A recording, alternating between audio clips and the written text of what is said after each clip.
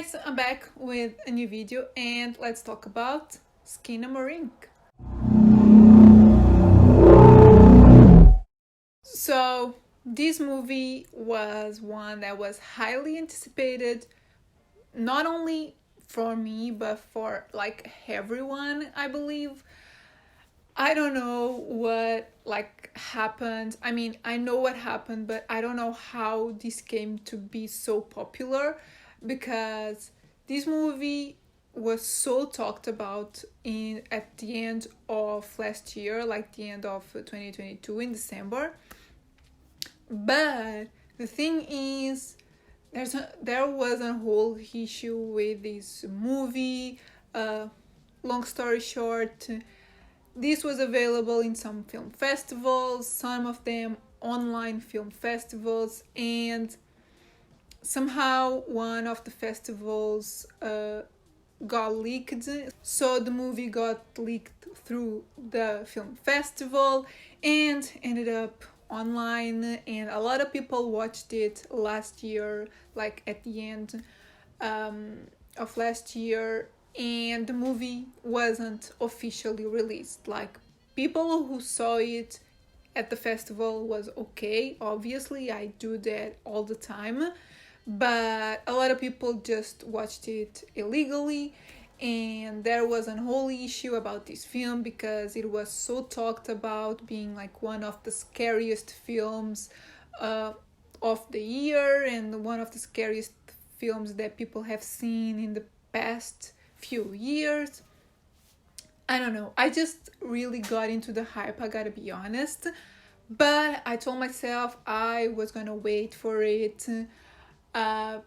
And I reached out to a lot of people. Honestly, I reached out to, I would say, like more than 5 people.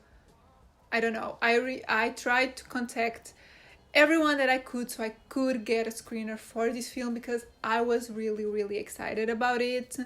And thank you. I think it was Jonathan who sent this one to me. I don't know.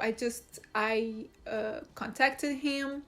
He's a producer in the film, and when he got back to me, he told me that he was gonna send it, and the next day I had the screener. I don't know if it was him, if it was one of the other people that I contacted. I don't know, but just thank you for sending this one to me because I was so excited about reviewing it, watching it, and because this one won't be available here in Portugal, I don't think. If it ends up being, it will most likely be at a film festival. So yeah, I just couldn't wait for it. So thank you to whoever sent this one to me. I really appreciate it. So I watched it last night.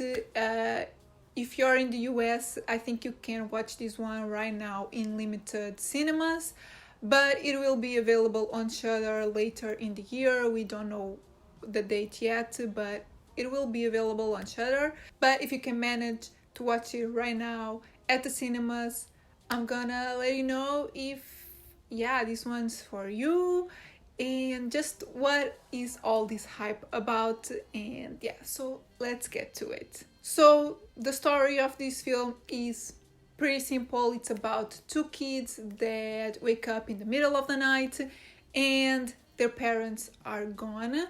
They're missing, and there's more to it, but I don't want to ruin it because there's a lot to this film.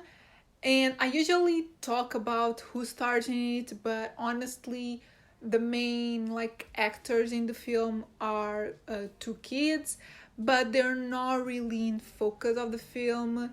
I'm gonna talk more about it, but yeah, this is an experimental film, and yeah, I guess let's get to my thoughts.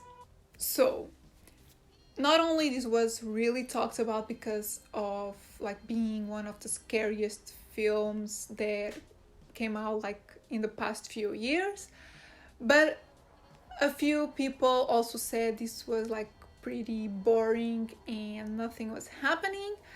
And I get both sides. So I tried to see this one and just have in mind that this is not your typical film, and because of that I really appreciate like the experimental aspect of the film.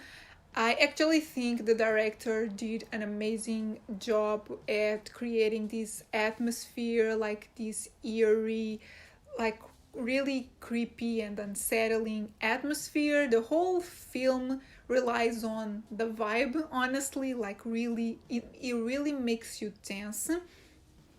And that's due to all like the weird angle. Most of the shots in the film are from the point of view of like a kid, so most of them are directed to like the ceiling, to corners, has a lot of Dutch angles, and yeah, it's weird, but that's the point. So you see a lot of shadows, and it's more about what's like what you can't see than what you see exactly. It is also like it's supposed to simulate like a VHS camera aspect, so the cinematography looks like old, which also adds to the eerie atmosphere. And all of that, in my opinion, was great. It created the perfect setting to make you scared. And the movie is the worst type of scary.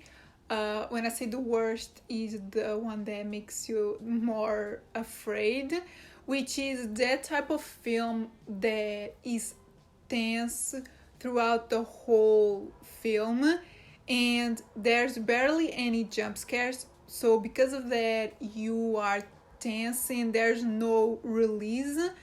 So that just makes you feel even more like creeped out and scared. Um, so it's the worst, but honestly, it's what this film is supposed to make you feel. It's supposed to make you feel scared. And on that regard, it totally hit the mark. Like, it was so effective for me, and I was creeped out throughout most of the film. However, there's like one big issue with the film. Not only the story is like really, it's there's little story to the film, honestly, but I'm not really mad at it because I knew this was going to be like experimental and really ambiguous and stuff. So I'm not mad at the story, and I actually think the story was good. They should have gone like deeper into it, but that's okay. What I think bothers most people and bothered me a little bit was the runtime. Like, it's way too long. This should have been like 20 minutes shorter, because there's no real jump scares. I mean, there's like 2 or 3 which are really effective, but because you just after a while realize that, I mean, not a lot is happening, you just start losing your interest. And yeah, towards the end, although there's like really some really creepy scenes and like really unsettling stuff, yeah, those scenes are like few and far between, and towards the end you're just not really paying much attention. So that's my main issue with the film. Something else that kind of bothered me, and it's like a trigger warning for a few people, it's that there's a lot of strobing lights. I'm not usually like really bothered by them. It really depends, but here there's a ton of them, like a ton. Most of them coming from like the TV and like the static of the TV. And yeah, it was an issue for me. At points I just couldn't watch, like I just couldn't look at the screen. I had to close my eyes and wait for those scenes to pass, which is, yeah, it's not ideal, but yeah, a warning. And yeah, just overall, I think you need to go into this one knowing what to expect. It's an experimental film, and it's gonna be weird. It's not for everyone. It's super slow and it's long, and most of all, you need to be in the right setting for this one. So if you're able to like watch this one at night in a dark room, and I think you would benefit if you watch this one by yourself. I don't think this is like a group watch, honestly, like for you to have the maximum effect of the film. I think you should be alone, and most of all, just do not watch this one during the day. I just think it will ruin your like viewing experience. This one is definitely a night watch, and yeah. Post that, let's get to my scores. So overall, I'm gonna give the film a 3 out of 5. I really debated if this one was a 2.5 or a 3.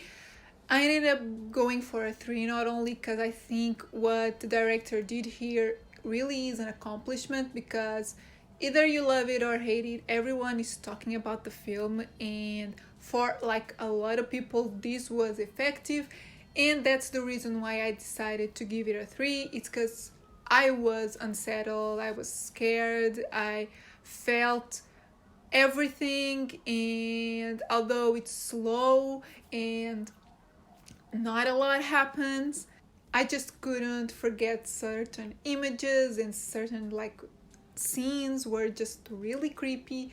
So yeah, because it was like effective, I think it totally deserves a 3 out of 5. Cinematography, I'm gonna give it a 4 out of 5. I loved what the director did here, like all the old school type of like cinematography, the angles, the static. The only thing that could have been a little bit better is, besides the strobing lights, but that's like an issue just for me, it's the score. There's not really much score or music or anything. I think certain segments could have used a little bit of score, so that's just a little thing that I noticed. But yeah, visually I loved everything. And originality, either you love it or hate it. I think this is highly original, so I'm gonna give it a 3.5 out of 5. It's just not like higher because it's a bit long and slow, and because honestly, like, this story or like this effect isn't new. Yeah, it's just the way it is put together that is super original, and yeah, it is original. So guys, these are my thoughts on Skinamarink. Overall, I would recommend it for like the right people. You need to know this is not your typical horror film.